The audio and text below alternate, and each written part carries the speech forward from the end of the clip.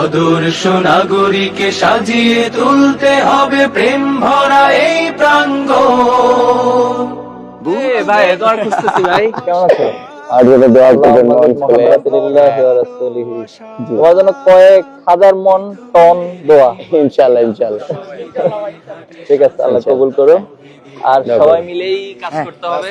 এবং আমি জানি তোমার বিষয়ে, তো আমি শুনেছি জেনেছি, তো যেন এই ভ্রাতৃত্বের জায়গাটা কখনো নষ্ট না হয়। এবং জগন্নাথ কিন্তু ইতিমধ্যে মানে পলিটিক্যালি এবং শিক্ষার্থীদের মাঝেও এই দৃষ্টান্তটা স্থাপন করছে, এবং সারা দেশে এটার একটা ভালো ইমেজ আছে, তো এটা ধরে রাখতে হবে ইনশাআল্লাহ আমরা ধরে আর রাখবো। যে জিতবে সবাই জিতে যাবে। জগন্নাথ জগন্নাথ যাবে না? এই স্লোগান দিচ্ছ তো? ঠিক আছে, ইনশাআল্লাহ এটাই আমাদের স্লোগান। ঠিক আছে, আল্লাহ কবুল করবেন। আল্লাহ কবুল করুক, আমিন। আসসালামু আলাইকুম। বুক ভরা ভালোবাসা, চোখ ভরা আলো আশা, তিতুমিরের এই মাটি লাখো শহীদের ঘাটি, সাজাবো তাওহীদি পরিবেশ।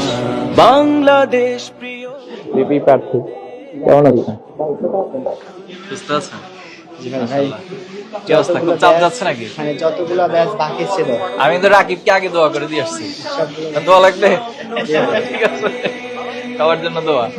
ঠিক আছে, রাসূলের মানবিক প্রেম, জ্ঞানের সুবাস দিয়ে সাজাবো হৃদয়, জীবনের বিনিময়ে আনবো সকাল, কষ্টের স্বরলিপি নেবে গো বিদায়।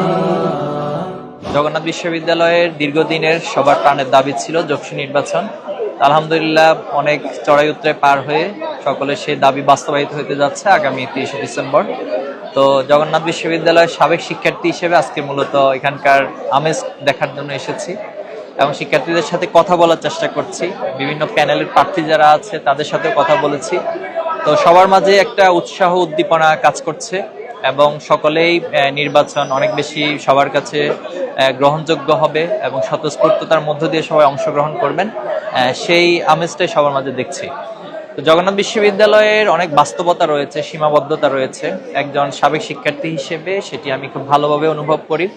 বিশেষ করে এখানে অনাবাসিক হওয়ার কারণে, যেহেতু পুরান ঢাকাতে নর্মালি একটু কনজাস্টেড সবকিছুই, থাকার ম্যানেজমেন্ট, খাওয়া দাওয়ার ম্যানেজমেন্ট, লাইফস্টাইলের ম্যানেজমেন্টটা বেশ কষ্টকর হয়। তো এই ক্ষেত্রে যারাই আগামী দিনে যোগসূত্রে নির্বাচিত হয়ে আসবে, আমি আশা করব তারা শিক্ষার্থীদের প্রত্যেকটি সমস্যাকে আইডেন্টিফাই করবেন এবং সেই সমস্যাগুলো সমাধানের জন্য কাজ করবেন।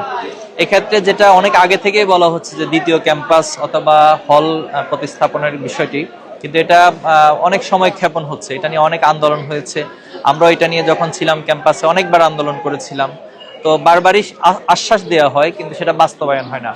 আমি আশা করব যে যারা নির্বাচিত হবেন তারা বিশেষভাবে দুটি জায়গায় বেশি ফোকাস করবেন। একটি হলো দ্বিতীয় ক্যাম্পাস যেন দ্রুত সময়ের মধ্যে বাস্তবায়িত হয়, এবং এই ক্ষেত্রে একটা দাবি উঠেছে যে বিভিন্ন প্রশাসনের মধ্য দিয়ে অনেক সময় দুর্নীতি হয় অথবা বিভিন্ন কারণে সেটা দীর্ঘায়িত হয়। তো আর্মিকে যদি সে প্রজেক্টটা দেওয়া হয় তাহলে হয়তো সেটা দ্রুত সময় বাস্তবায়িত হবে। আর পাশাপাশি দ্রুত হল নির্মাণ, যেখানে যেখানে সুযোগ রয়েছে পুরাতন হলগুলোকে কনস্ট্রাকশনের মধ্য দিয়ে থাকার উপযোগী হিসেবে তৈরি করা, এই বিষয়টি তারা প্রাধান্য দিবেন।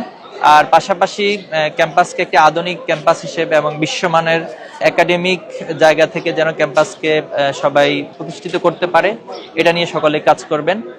আর পাশাপাশি এখানে চিকিৎসা সেবাটাও মান খুব বেশি ভালো না। আমরা আশা করব যে যারা বিজয়ী হবেন তারা চিকিৎসা সেবা নিয়ে, এবং নারীদের নিরাপত্তার ইস্যু, পুরান ঢাকা এখানে থাকা সহ সবকিছু বিষয়ে অনেক বেশি অনিরাপত্তা অনেকে ভুগেন।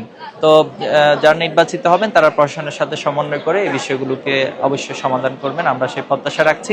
সর্বোপরি কথা হলো যে যারাই জিতবে আমরা আশা করব যে সবাই তাকে সম্মানের সাথে নিবেন, এবং যারা জিতবে তারাও হচ্ছে সবাইকে নিয়ে কাজ করার যে মানসিকতা, সেটা অবশ্যই তারা সে বিষয়গুলো দেখবেন। সবার হয়ে উঠার যে মানসিকতা, সবাইকে নিয়ে কাজ করার যে মানসিকতা, এটা জগন্নাথ বিশ্ববিদ্যালয় ইতিমধ্যেই পারস্পরিক শ্রদ্ধাবোধ, এরপরে দলীয় চিন্তার ঊর্ধ্বে